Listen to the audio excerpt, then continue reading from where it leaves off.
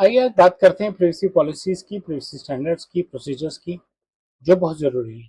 क्योंकि पॉलिसी एक गाइडलाइन बनाती है कि ऑर्गेनाइजेशन पर्सनल डेटा को कैसे देखती है और कैसे हैंडल करना चाहती है। और पॉलिसी सबसे इंपॉर्टेंट चीज है किसी भी चीज में। टॉप ब्रैकेट हमेशा पॉलिसी की होती है। फिर बनते हैं स्टैंडर्ड्स, क्या स्टैंडर्ड्स हम यूज करेंगे उस पॉलिसी पे फर्म रहने के लिए। और फिर बनते हैं इसके बाद प्रोसीजर्स, की इन दोनों चीजों को एक्टिवेट करने के लिए प्रोसीजर्स क्या यूज करें। मेरे यूट्यूब चैनल पे आपका स्वागत है, जिसपे आप लगातार डेटा प्राइवेसी और आर्टिफिशियल इंटेलिजेंस पे नया कंटेंट देखते हैं। और आज हम बात कर रहे हैं पहले प्राइवेसी पॉलिसीज की। प्राइवेसी पॉलिसी एक पॉलिसी डॉक्यूमेंट है। प्राइवेसी पॉलिसी का मतलब ये नहीं है कि आपने पॉलिसी बनाई और आपका प्राइवेसी प्रोग्राम कंप्लीट हो। वो एक गाइडलाइन है, ऑर्गेनाइजेशन क्या करना चाहिए, क्या प्रिंसिपल्स हैं ऑर्गेनाइजेशन के, ऑर्गेनाइजेशन की एक्सपेक्टेशंस क्या है, मैनेजमेंट का क्या इंटेंट है, कि मैनेजमेंट क्या और कैसे देखना चाहती है कि पर्सनल डेटा ऑर्गेनाइजेशन कैसे हैंडल करे। पॉलिसीज अपने आप नहीं एग्जीक्यूट होती, पॉलिसीज गाइडलाइन बनती हैं।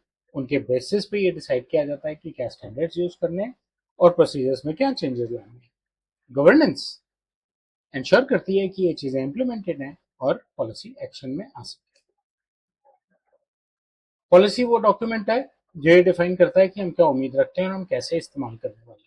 स्टैंडर्ड ये डिफाइन करता है कि हमें क्या फॉलो करना चाहिए। और प्रोसीजर ये डिफाइन करता है कि जिसकी हम बात कर रहे हैं वो कैसे किया जाएगा या कैसे किया जाता है, जो एक बहुत इंपॉर्टेंट चीज है। हमें प्रोसीजरली वो देखना जरूरी है। इन सब के लिए जो गाइडेंस मिलती है उसका मतलब ये है कि लोग इसको कैसे अप्लाई करने वाले हैं और सब मिला के इकट्ठे काम करते हैं, तभी ओवरऑल ऑपरेशनल क्लैरिटी आती है। प्रैक्टिकल पॉलिसी आर्किटेक्चर सिंपल है। आपको एंटरप्राइज पॉलिसी बनानी है, टॉपिक स्पेसिफिक पॉलिसी बनानी है, क्योंकि आप किसी भी आइटम को छोड़ नहीं सकते। तो हर एक लाइन आइटम के हिसाब से, हर एक इंपॉर्टेंट इशू के हिसाब से एक पॉलिसी बनेगी, स्टैंडर्ड्स बनेंगे और ऑपरेशनल प्रोसीजर्स अकॉर्डिंगली रीसेट किए जाने चाहिए। टेम्पलेट्स क्या हैं, उनकी क्या सपोर्टिंग टेम्पलेट्स हैं, क्या चेकलिस्ट हैं, ये बनानी जरूरी है। फाइनली हमारे पास क्या एविडेंसेस हैं, क्या रिकॉर्ड्स हैं जो हमारी ओवरऑल हेल्प करेंगे। पॉलिसी को ओन कौन करता है? पॉलिसी को ऑर्गेनाइजेशन ओन करती है। क्लियर डॉक्यूमेंट है, सब लोग ओन करते हैं क्योंकि सबके लिए गाइडलाइंस है उसमें। एक अप्रूवल अथॉरिटी, एक कमिटी होनी जरूरी है जो रेलिवेंट रिक्वायरमेंट्स को समझे, कम्युनिकेट करे, रिव्यू करे जब कंडीशंस चेंज हो और आउटडेटेड डॉक्यूमेंट्स को रिटायर कर दे कि ये डॉक्यूमेंट्स आउटडेटेड है, इनको हम नहीं यूज करने वाले। पर लेकिन पॉलिसीज में टाइम टू टाइम चेंजेस आएंगे। कब चेंज आएंगे policies?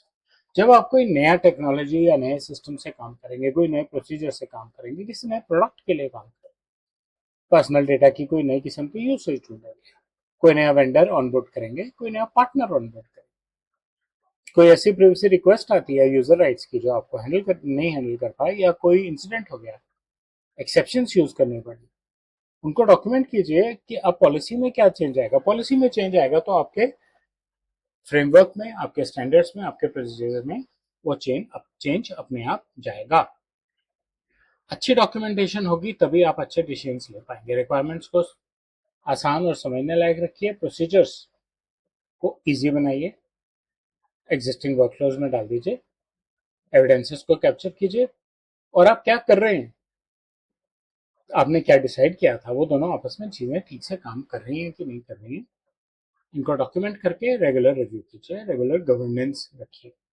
Privacy policy standard procedures पे सिर्फ नहीं, मुझे उम्मीद है आपको कंटेंट अच्छा लगा होगा। बेल लाइक आइकन दबाएं, मेरे चैनल से सब्सक्राइब करें और अपना फीडबैक कमेंट सेक्शन में शेयर करें। धन्यवाद।